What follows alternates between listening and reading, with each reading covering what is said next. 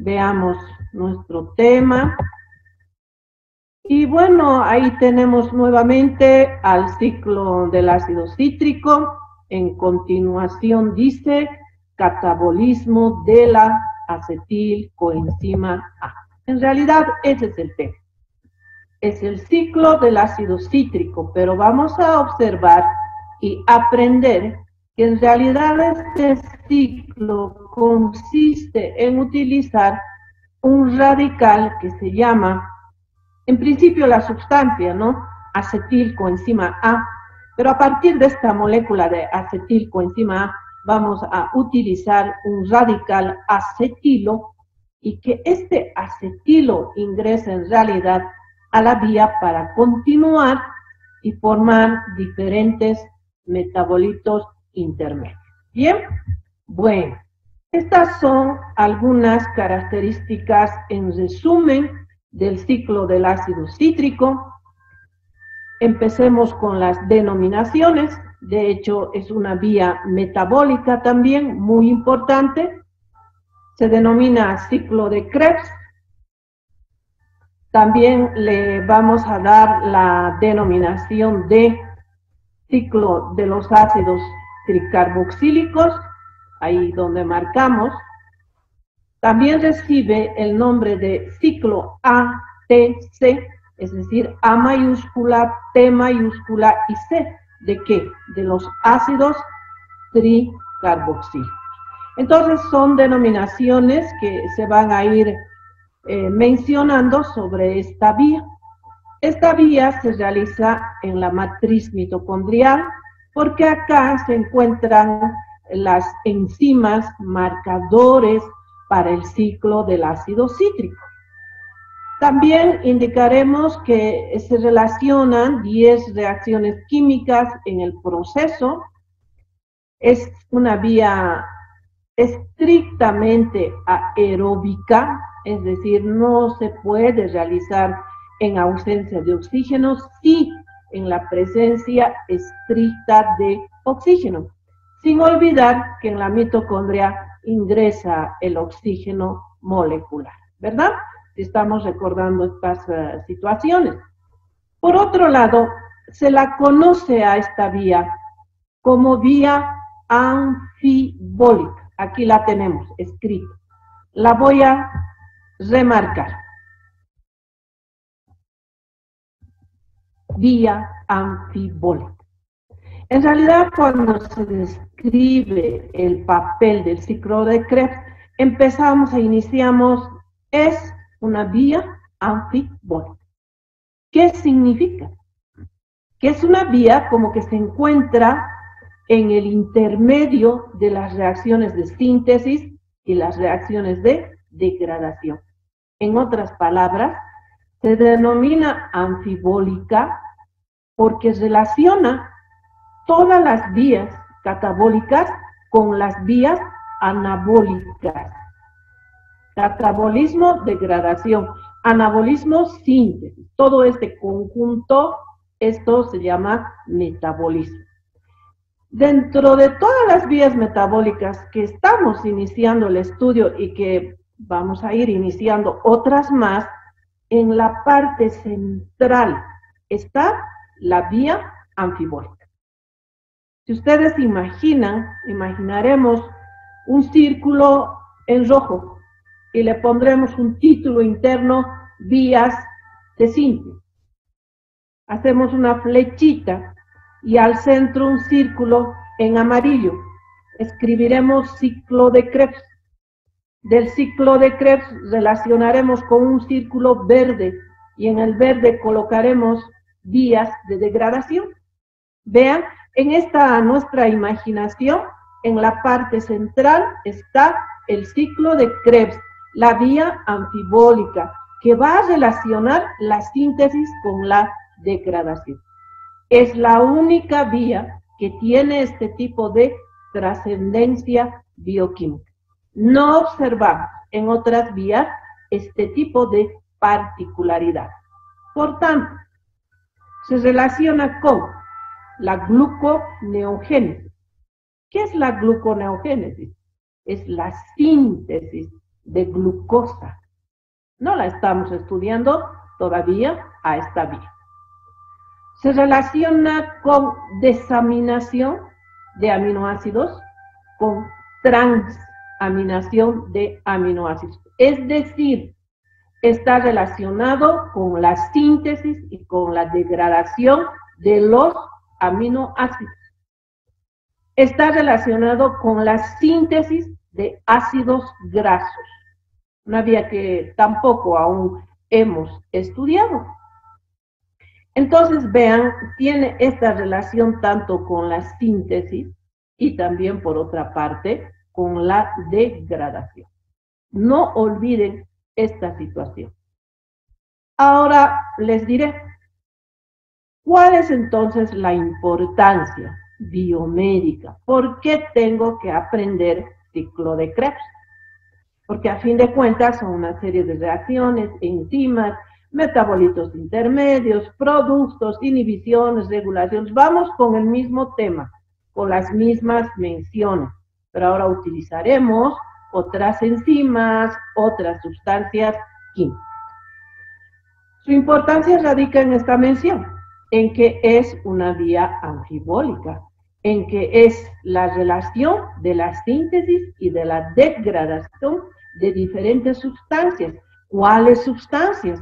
Carbohidratos, proteínas, lípidos, los tres grandes grupos que habíamos analizado en el anterior tema. Bien, especialmente lo que se ha relacionado el estudio de la cadena respiratoria. Bien, esa es su principal importancia. Consecuentemente, tiene otra particularidad, que es la formación de moles de ATP. ¿Qué quiere decir esto? Que a través de esta vía vamos a generar moles de ATP, que en realidad vamos a obtener los moles de ATP a través de cadena respiratoria y fosforilación oxidativa. Hago un paréntesis para recordar que dijimos, la cadena respiratoria inicia con equivalentes reductores que provienen del ciclo de Krebs. Ahí está esta respuesta. Entonces, en este ciclo tenemos que dar formación de equivalentes reductores. Y estos equivalentes tienen que ser destinados hasta la membrana interna mitocondrial, de la matriz a la membrana interna mitocondrial, para iniciar la cadena, formar la bomba de protones y continuar con la fosforilación oxidativa, ¿verdad? De esa manera, entonces, en esta estrecha relación vamos a obtener moles de ATP. Una energía que es muy importante también para toda la mayor parte de tejidos, pero con mayor, digamos, preponderancia en el tejido hepático. ¿Por qué el tejido hepático?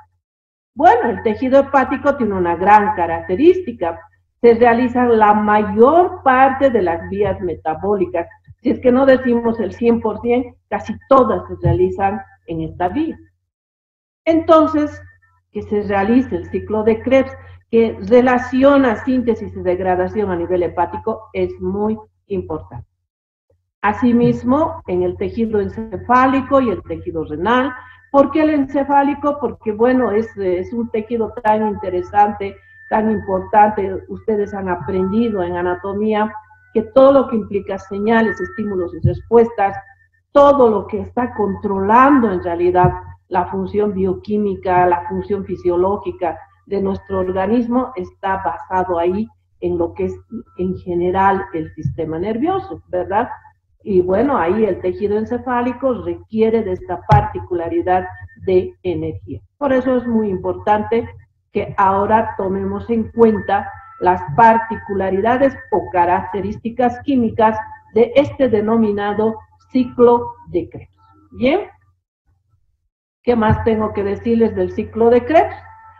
Que una alteración hepática, es decir, a ver, ¿qué hablamos? De una cirrosis hepática, si hablamos de una hepatitis viral, que lesiona en realidad el tejido hepático. Esto genera cambio en las reacciones químicas y muy particularmente en el ciclo de Krebs.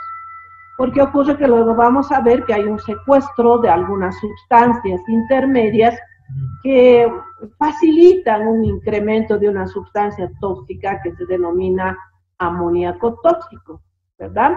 Entonces, esta mención de amoníaco tóxico vamos a enfatizar sus particularidades, sus valores, en fin, cuando estemos estudiando degradación de las proteínas.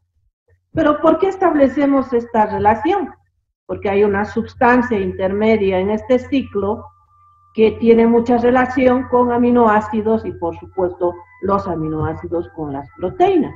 En esa situación, entonces, puede generar algunas ciertas manifestaciones clínicas a nivel del sistema nervioso que se refleja en la sintomatología que se observa en el paciente. Bien, entonces, esa es la importancia del ciclo de Krebs. Bueno, todas las imágenes que estamos presentando en las diapositivas no son mis imágenes, por supuesto, ¿no? Son las imágenes que hemos tomado de nuestra literatura para tener esa estrecha relación con la literatura básica. Bien, esta imagen simplemente es un resumen concreto de lo que es el ciclo de Krebs y veremos que nos empieza a indicar que ingresa al ciclo de Krebs la acetilcoenzima A. Ahora veremos de dónde proviene, ¿no? La acetilcoenzima A. Hemos estudiado que durante la glucólisis aeróbica, el piruvato final, como producto, ingresa a la matriz mitocondrial y que por acción de piruvato deshidrogenasa, ¿verdad?, se transforma en acetilcoenzima A. Ahí está la acetilcoenzima A. La mayor parte de acetilcoenzima entonces proviene de los carbohidratos. También tenemos acetilcoenzima A desde los lípidos, acetilcoenzima A desde las proteínas, pero como les decía, una mayor cantidad desde el nivel de la glucosa, por el tema que ya se ha revisado. Entonces, esta acetilcoenzima A, inicialmente en esta mención que dice acetilcoenzima A, ¿qué ocurre? Para iniciar las reacciones químicas se libera coenzima A y nos quedamos con dos átomos de carbono, que es el radical acilo, se dice acilo o acetilo. Ahí lo tenemos escrito, ¿vean? CH3CO, el carbonilo, ¿verdad? Un enlace disponible. Entonces, este es un radical. Entonces, la acetilcoenzima, para iniciar este proceso, debe liberar su fracción de coenzima A y empezamos a trabajar con el grupo acetil. ¿Bien? Entonces, vamos a ir viendo en las reacciones químicas que esta transformación da lugar a un primer producto, que es el citrato, con 6 átomos de carbono. Veremos posteriormente una descarboxilación. Vamos a eliminar dióxido de carbono. En otra etapa, que va a ser el alfa-acetoglutarato, vamos a eliminar otro dióxido de carbono y vamos a generar oxalacetato de 4 átomos de carbono. Entonces, esto va a ocurrir en la vía. Y aquí cuando hablamos de citrato, en este caso es muy importante el citrato, porque luego este citrato en otras reacciones químicas va a ser el que inicie, es decir, el que dé lugar, o molécula que dé lugar a la síntesis de ácidos grasos. En el tema del oxalacetato vamos a ir aprendiendo que puede transformarse en aminoácidos o un grupo de aminoácidos que se va a transformar en oxalacetato. Entonces lo que vamos a ir haciendo es liberar dos moléculas de dióxido de carbono, después veremos que se liberan 2 moléculas de agua, después veremos que se liberan los equivalentes reductores ya en el proceso como tal. Bien, entonces tomar en cuenta esta situación. Este resumen del ciclo del ácido cítrico muestra varias relaciones de importancia que muestran su carácter de denominarse vía anfibólica. Bueno, veamos. Recordamos que los carbohidratos, las proteínas, los lípidos se degradan hasta acetilcoenzima A. Que esta molécula de acetilcoenzima A, al unirse con esta otra que tiene el nombre de oxalacetato, dan inicio a la continuidad de reacciones químicas de lo que se denomina ciclo de Krebs. ¿Vean? Ahí voy siguiendo las flechitas para retornar al punto inicial. Es una vía que tiene inicio, termina, inicia, termina. Esto es constante. Esta vía realmente no puede estar en reposo, porque está relacionando la síntesis con las degradaciones. Por tanto, esta vía debe estar en forma continua y efectiva. Por otro lado, es una vía que mantiene una regulación homeostática en cuanto a las reacciones químicas, porque si no lo hace, va a generar cambios químicos tanto en la síntesis como en la degradación. Recordemos que hemos dicho que es un intermedio entre estos dos grandes procesos. Por tanto, debe ser efectiva esta vía del ciclo de Krebs. Por otro lado, aquí estarán viendo donde marco protones. Miren, dos protones, dos protones, dos protones, ¿no? Y bueno, no está escrito, pero aquí podríamos anotar FADH, que también genera protones. Y bueno, todos estos protones o equivalentes reductores conducen a iniciar o ingresan a la cadena respiratoria, a la membrana interna mitocondrial. Y vean, ahí tenemos las diferentes sustancias componentes de la cadena respiratoria. Sabemos que el NAD luego se transforma en NADH, tenemos las flavoproteínas, tenemos la coenzima Q o la ubiquinona, tenemos citocromos, ¿recuerdan? Tenemos la molécula de oxígeno, al final se forma el agua, se forma la bomba de protones y da lugar luego a la fosforilación oxidativa. Bien, entonces vean esta vía cómo se está relacionando con procesos de degradación, se relaciona con la cadena y obviamente con la fosforilación. Aquí si anoto esta sustancia que dice que es fumarato, alfa-cetoglutarato, succinilcoenzima, por ejemplo, se relacionan con aminoácidos. ¿Sí? Bueno, entonces, esta situación la tenemos que tomar en cuenta y esta situación está demostrando su carácter anfibólico. Bien, si estuvieran con la literatura, cualquiera que tengan, y podrían localizar ciclo de Krebs, sería muy bueno para que me vayan siguiendo junto con la lámina del libro y la diapositiva. Bien, esto que ven entonces es el ciclo ATC. Bueno, tiene un inicio, tiene una etapa final.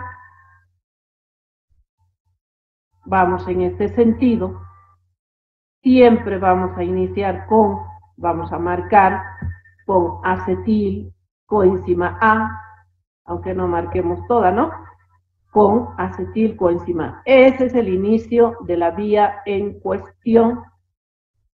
Vamos a ir mencionando a los metabolitos intermedios que luego son productos, luego son sustratos para la siguiente reacción, para ir con una familiarización de los términos, porque ahora estos son términos nuevos que no están en nuestro vocabulario. Bien, de inicio, acetil, coenzima A, citrato, cis-aconitato, isocitrato, oxalosuccinato, alfa-cetoglutarato, succinil coenzima A, succinato, fumarato, malato, oxaloacetato. No es ácido oxálico, ojo, ¿no? Ni es, solo se denomina oxaloacetato. Tomar en cuenta el nombre, oxaloacetato. ¿Bien?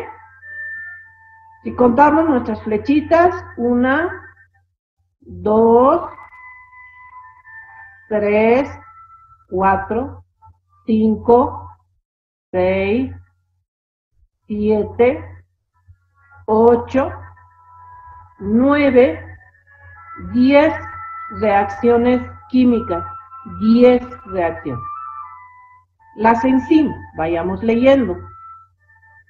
Citrato sintasa, aconitasa, nuevamente aconitasa, ahora algo muy interesante.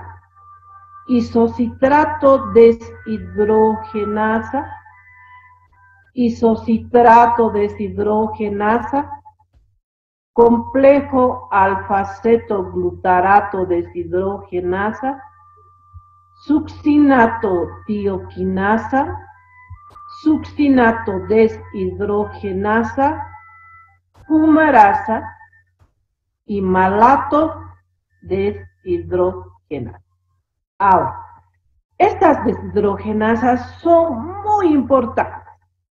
No quiere decir que las otras enzimas no lo sean, pero estas son importantes por la siguiente razón.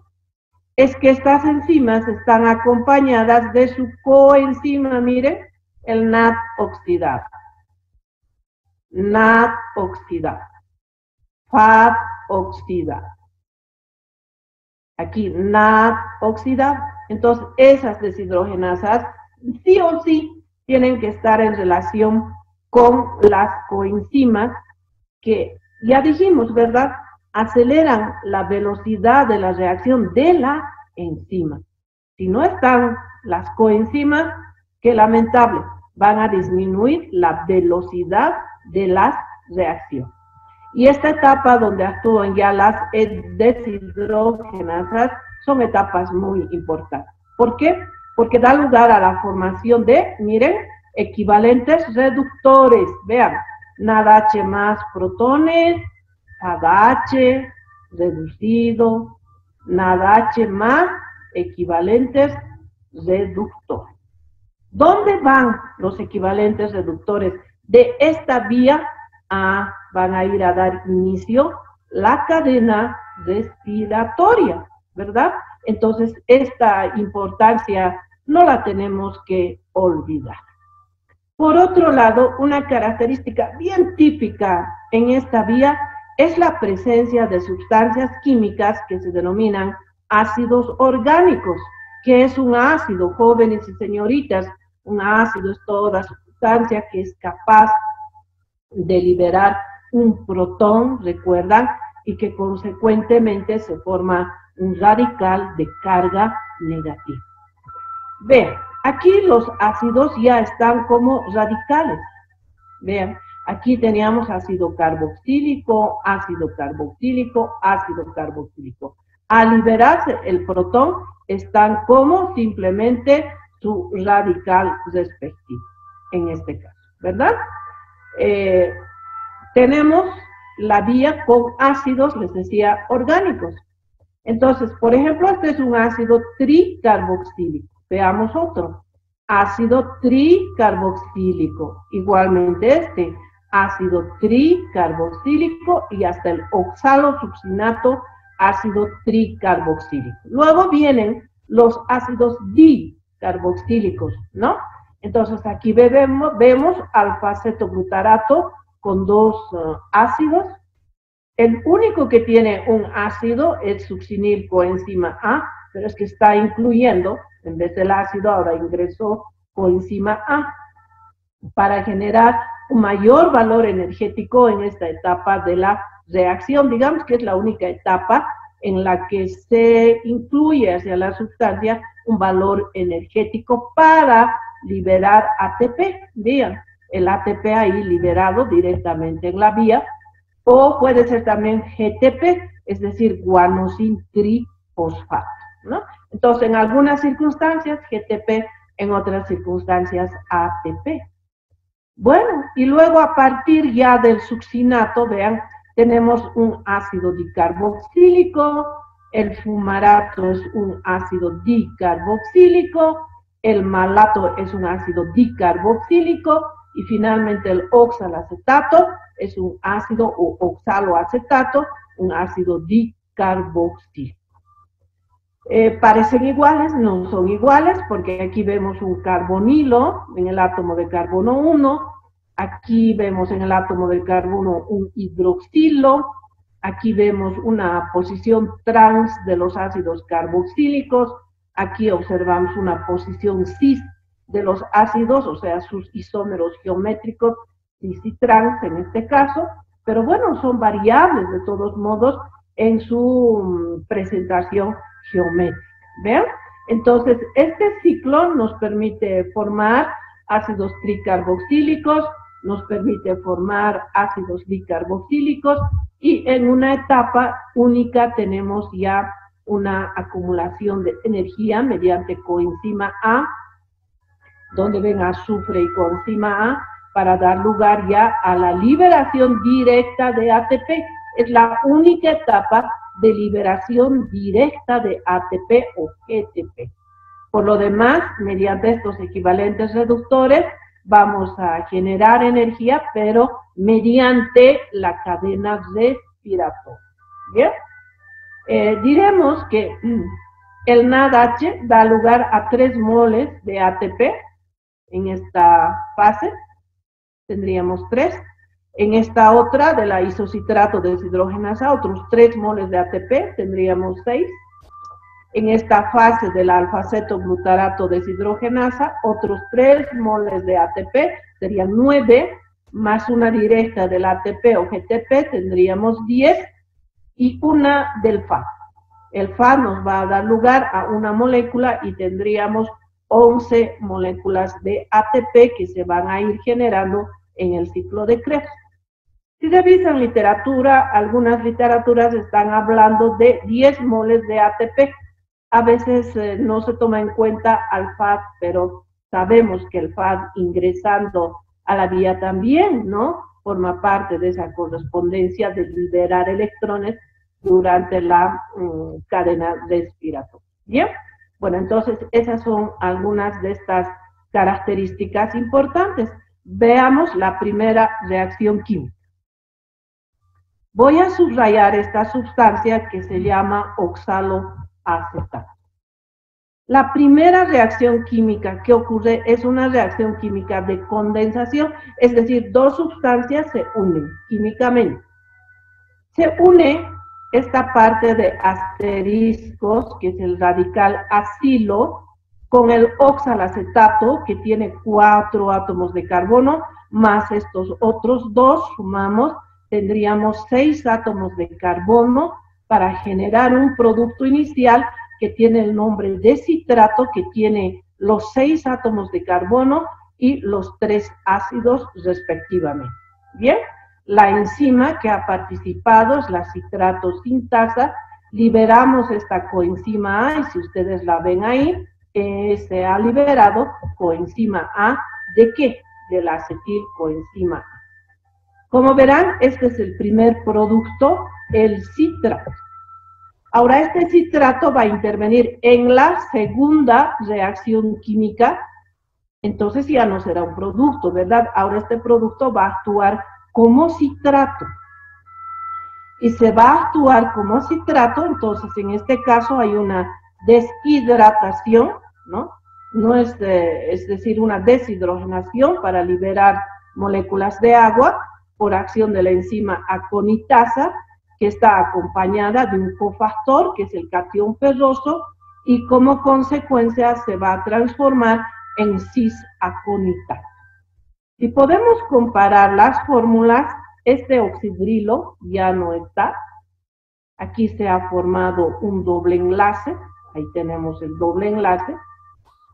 Entonces es una reacción química la cual estamos generando una segunda reacción formando el cis-aconitato. Bien, y así pues continúa la vía.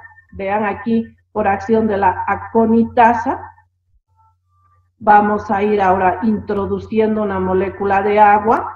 Hay un error en la flechita.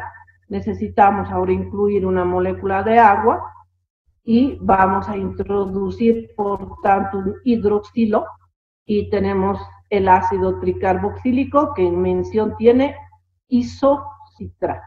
¿Bien? A continuación, la acción ya de la isocitrato deshidrogenasa, una reacción química de óxido-reducción, en la cual el isocitrato que está en estado reducido, ahora va a formar una sustancia en estado oxidado, que se caracteriza por la presencia de este carbonilo, y que tenemos el oxalo succinato. ¿Bien? Y aquí hemos generado los equivalentes reductores, porque esta enzima sí o sí tiene que estar acompañada de su coenzima respectivamente. Nuevamente actúa la isocitrato deshidrogenasa y ahora lo que vamos a hacer es descarboxilar, vean, ese grupo funcional y vamos a liberarlo como dióxido de carbono. Vamos a establecer una relación en ese sentido. ¿Vean? Bien, entonces ahora vamos a tener una sustancia que tiene el nombre de alfa-cetoglutarato. Esta isocitrato deshidrogenasa en esta fase requiere de catión magnesio, es decir, manganeso, ¿no? Que tiene la necesidad de tener un cofactor.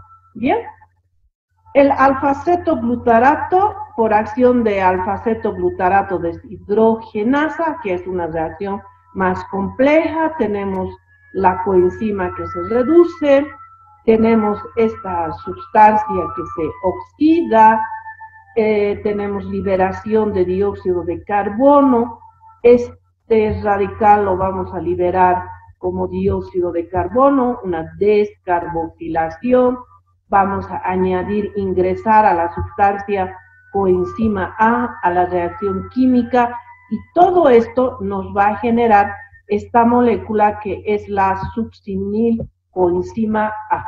Bien, a partir de esta succinil coenzima A vamos a ir generando los ácidos dicarboxílicos. Esta otra reacción también es realmente acoplada, compleja. Necesitamos la actividad de la enzima, succinato tioquinasa. Necesitamos para esta enzima catión magnesio en este caso. Necesitamos ingresar el ADP más fosfatos inorgánicos y vamos a liberar esta coenzima A de succinil coenzima A, y ahí la tienen, la liberamos. ¿Y qué tenemos como productos? Formación de ATP, formación de succinato, ahí vean, es un ácido dicarboxílico, bien. En la siguiente reacción por otra deshidrogenasa y la participación del FAD, obteniendo FAD reducido, vamos a generar el fumarato, es un ácido dicarboxílico, por acción de la fumarasa y, bueno, en este caso, introduciendo una molécula de agua a la reacción química, vamos a generar el malato, donde hemos incluido un hidroxilo y tenemos el ácido dicarboxílico, y que por acción de malato deshidrogenasa y la reducción de nado oxidado vamos a regenerar, se dice regenerar oxaloacetato. Oxaloacetato. no es oxalosuccinato, esa es otra sustancia. Se confunden mucho los exámenes. Oxaloacetato.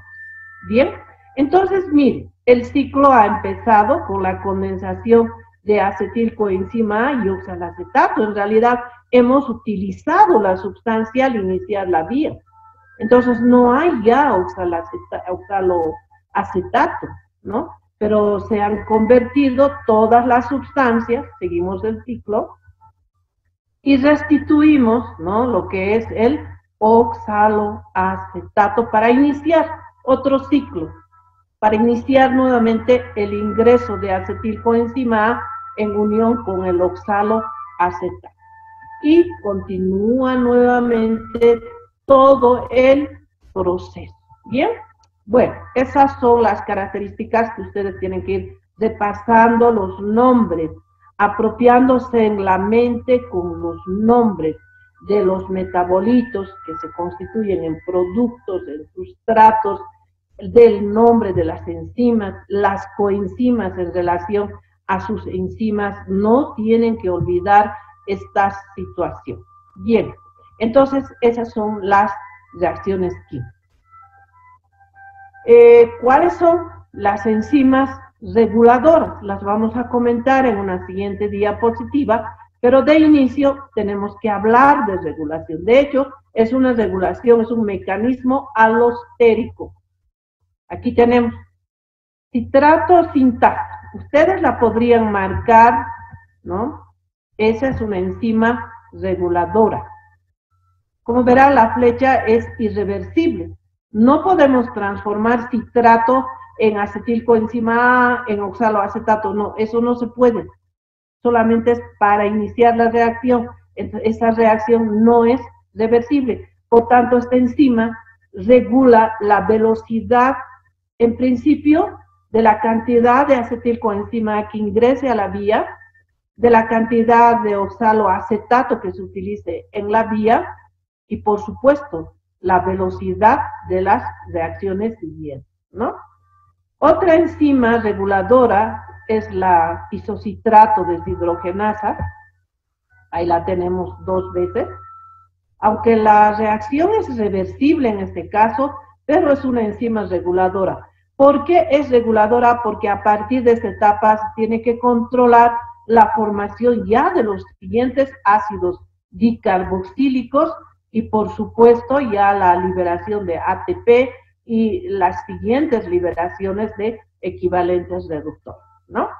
Siguiente enzima reguladora en una reacción irreversible, como veremos la flecha, un solo sentido, de complejo alfaceto glutarato deshidrogenasa. La marcaremos porque esta es la otra enzima reguladora. ¿Bien? Entonces, no se olviden.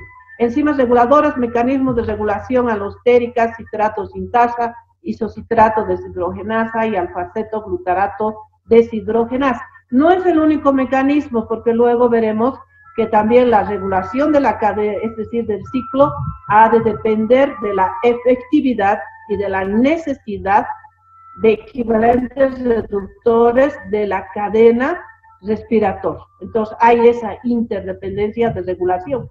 Cuando hablamos de cadena respiratoria, dijimos que depende, ¿no?, también del ciclo de Krebs, y ahora también diremos que la regulación del ciclo ha de depender también de las necesidades de sustancias, de sustratos, de lo que implica la cadena respiratoria. Bien, eso lo vamos a ir comentando líneas adelante. Y por otro lado, cuando hablamos de regulación, pues queremos pensar en regular, ¿no?, la velocidad de las reacciones de la vía metabólica, regular la cantidad de sustancias que vamos a ir obteniendo, como ser el caso del citrato, como ser el caso de oxalosuccinato, que no debemos confundir, ya les decía, con el oxaloacetato, con el alfaceto glutarato, con el succinato, el fumarato. Vamos a ir recordando estos nombres porque se denominan, bueno, en realidad todos son metabolitos intermedios, todos son metabolitos anfibólicos, pero bueno, estas que he ido remarcando y voy a volver a repetir: el oxaloacetato, el oxalosuccinato, alfa-acetoglutarato, el fumarato, el succinato y bueno, el oxaloacetato. Estos metabolitos intermedios son los que se interconvierten con los aminoácidos. En el caso del oxaloacetato, por ejemplo, con el piruvato, que ya estaremos estudiando en otro tema, esa relación entre piruvato y oxaloacetato, que es muy importante. Son sustancias, son metabolitos intermedios que se van a interconvertir con los aminoácidos, ¿no? Entonces, siempre estamos... Les voy a dar un ejemplo. A ver, ¿de qué voy a hablar? Por ejemplo, el citrato, les decía, se va a interconvertir a ácidos grasos, por ejemplo, ¿no? Por ejemplo, el fumarato, bueno, hay aminoácidos que se transforman en fumarato y el fumarato se transforma también en otros aminoácidos, por ejemplo. Entonces, esa es la importancia de nuestra vía y de determinados metabolitos anfibólicos.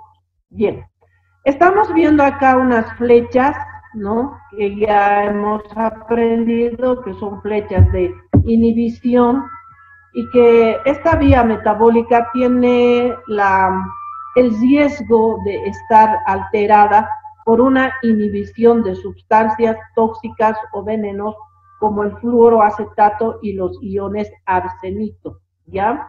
Y también el amoníaco, ahí lo escribimos, no está en nuestra vía metabólica, pero el amoníaco también tiene esta particularidad y vamos a empezar con lo siguiente.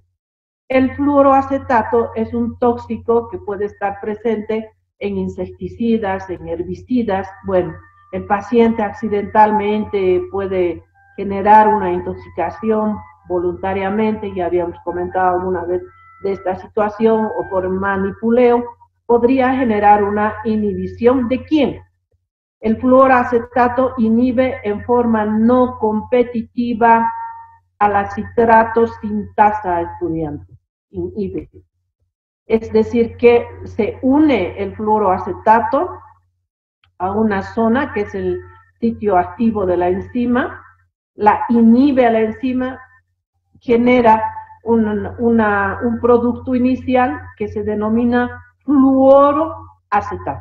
Ya no es citrato, sino se denomina fluorocitrato, ¿no? El producto tóxico de la primera reacción sería fluorocitrato.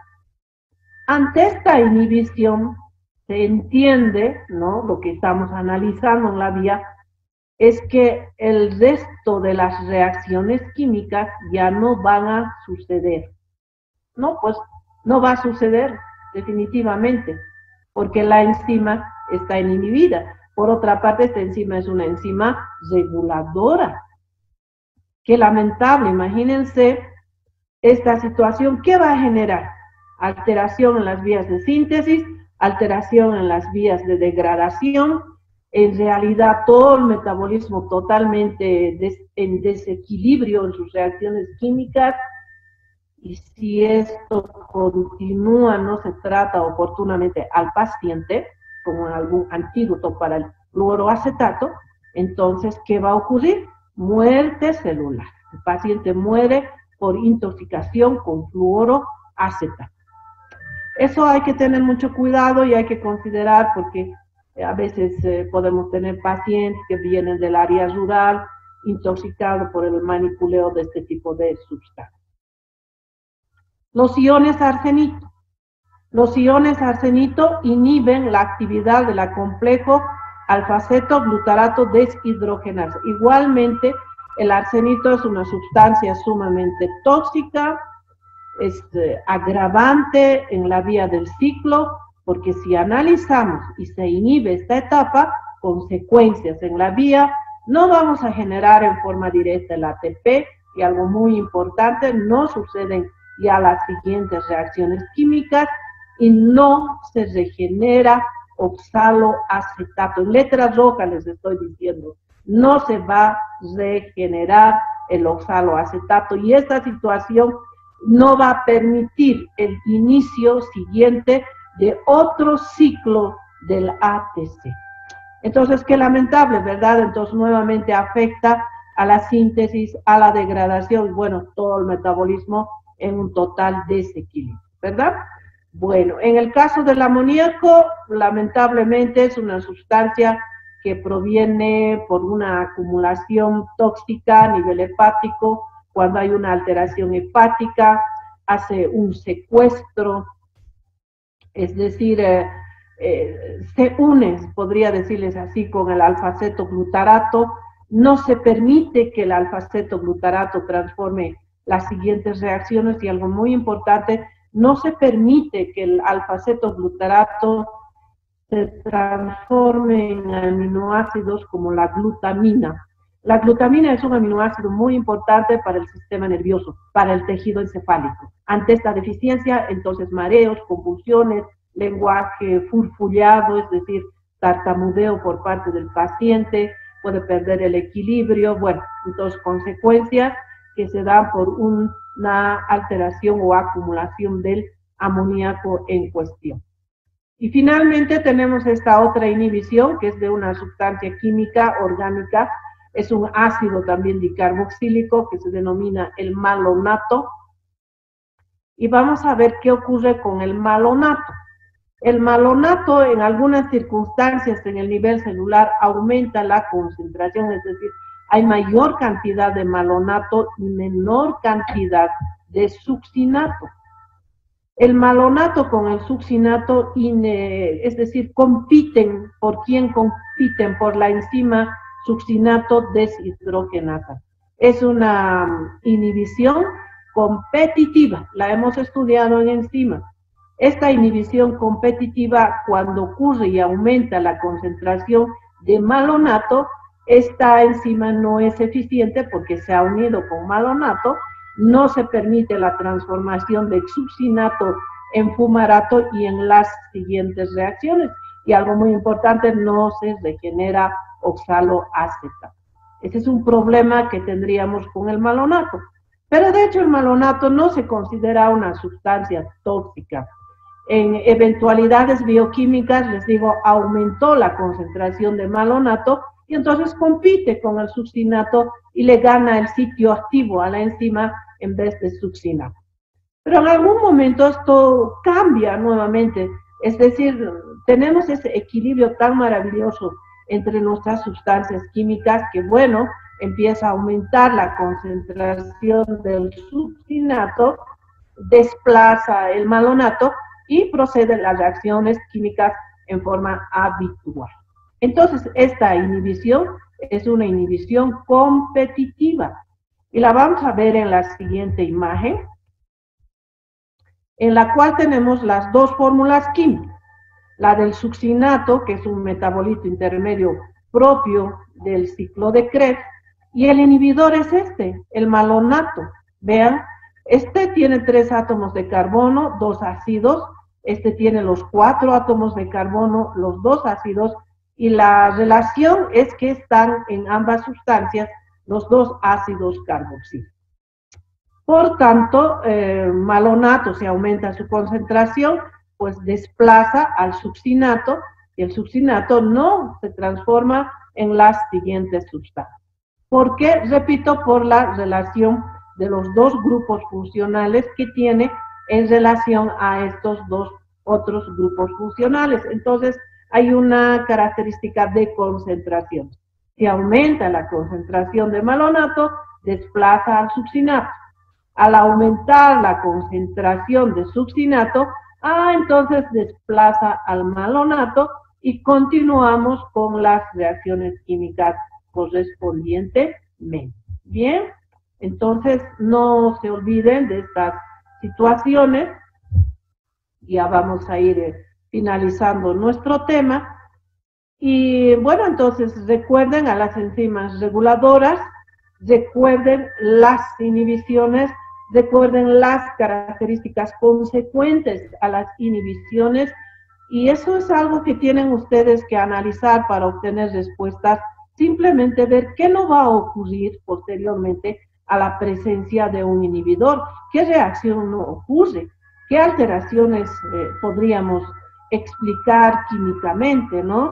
Entonces yo hice una pregunta, por ejemplo, la glucólisis, y les digo, anote las consecuencias de los inhibidores en la vía de la glucólisis. Me dan todo tipo de respuestas menos las que se esperan. Y aquí están las respuestas en la vía metabólica. Lo único que tenemos que hacer es localizar el inhibidor y analicemos qué no va a ocurrir después de intervenir el inhibidor. Estas respuestas están ahí, estudiantes y jóvenes. ¿Bien? Sí, señorita. Bien. Vamos a quedar entonces en vitaminas. Tenemos vitaminas del complejo B que son muy importantes para sintetizar las diferentes coenzimas que participan en nuestra vía metabólica. Hablaremos de alimentos ricos en estas vitaminas, el requerimiento diario de estas vitaminas, que son esenciales para la efectividad principalmente catalítica del grupo de enzimas que hemos denominado deshidrogenasa. Muy bien, estudiantes, quiero por favor que repasen hasta esta parte, lean el libro, por favor, no se basen, no se vayan al internet y una respuesta ahí escueta y a veces equivocada la respuesta. No es así la forma de estudiar bioquímica. Bioquímica se estudia con el libro al lado, con la orientación de nuestras diapositivas, porque solo son de orientación nada más, ¿no? Entonces, les recomiendo esa situación para que el día jueves continuamos y no se vayan esfumando todas estas ideas que hoy día hemos tomado en cuenta. Bien.